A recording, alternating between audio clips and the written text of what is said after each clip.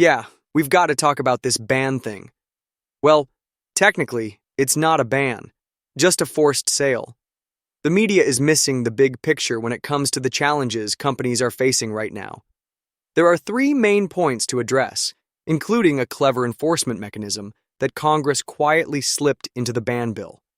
To start, if you want the full story of what's unfolding, I covered the initial ban when Congress first passed the law. But really, it's just a matter of defining boundaries on maps. Officials are worried about the Chinese Communist Party's influence over the app, which puts the Chinese government in a stronger position compared to the US.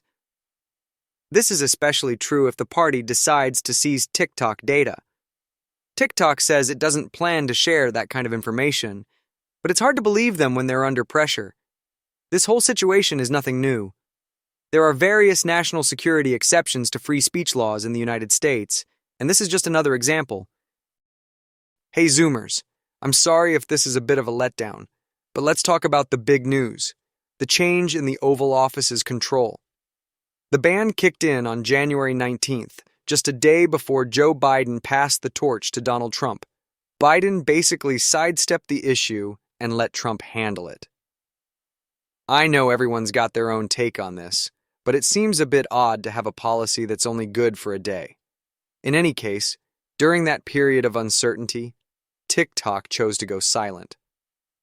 It looks like the company is trying to stir up a public backlash against the law.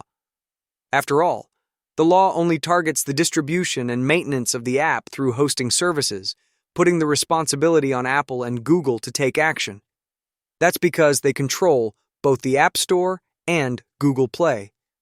Basically, the bill from the Biden administration enforces the shutdown by telling Apple and Google that they can't allow new downloads or security updates for the app.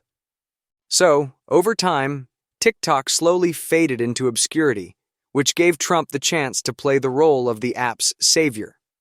After his election, Trump said he would delay the enforcement of the law for 90 days, which was later reduced to 75 days once he took office. An event that saw TikTok's CEO present at his inauguration. The app, seemingly reborn from the ashes, was still unavailable on app stores. But now, we've got to figure out the difference between actual laws and executive orders. The first issue with the typical discussion around this is the belief that Trump can use an executive order to change the law, which would save the app. That's not how the U.S. Constitution works. To pass a law like that, you need majorities in both chambers of Congress to approve the bill, followed by the president's signature. Until that happens, the current bill remains the law of the land. Turns out, this double majority requirement is a big deal. It looks like Congress isn't a fan of TikTok. The original vote was bipartisan, with 360 to 58 in the House, and another bipartisan 79 to 18 in the Senate. Elizabeth Warren and Tom Cotton both voted in favor of the ban, despite their typically opposing views on political matters. TikTok managed to bring them together, making it feel like a heartwarming story about America, if it weren't such a serious issue of national security. It's interesting to note that it also brought Ted Cruz and Bernie Sanders together in opposition to the ban. Modern politics is strange, huh? In any case, Biden signed it into law, giving us the legislation we have today. There's been an election since then, but Congress hasn't changed enough to change the stance on TikTok. The Republican House Majority Leader isn't going to change the law, and this whole situation is intentional.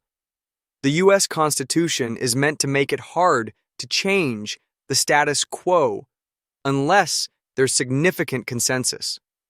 So, this law remains the law of the land, and for now, it stands as it is. This brings us to the second problem, or the 48th problem, depending on who becomes the 48th president of the United States.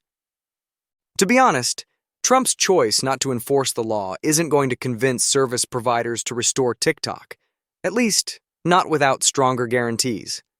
At first, the 90-day extension was part of the law as a provision in case a buyer was found, giving more time to finish the deal. Logically, lawmakers didn't want the app's value to drop in the meantime, which could mess up the potential for a smooth transition. Right now, there are a bunch of proposals, but it's pretty much impossible to make a sale because China doesn't seem interested in negotiating.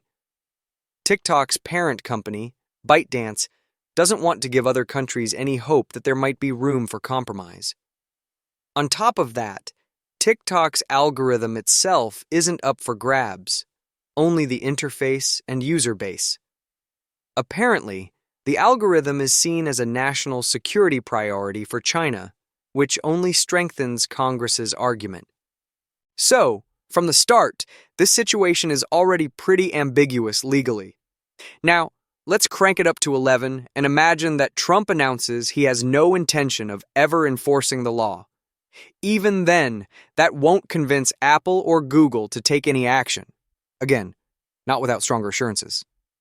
The real problem here is that the law allows fines to be imposed up to 5 years after the fact, extending it all the way to 2030. Trump's in the last year of his term, so by January 20th, 2029, someone new will be sworn in, unless something drastic happens and we get a constitutional amendment. Whether it's J.D. Vance, Josh Shapiro, or anyone else, that detail doesn't really matter.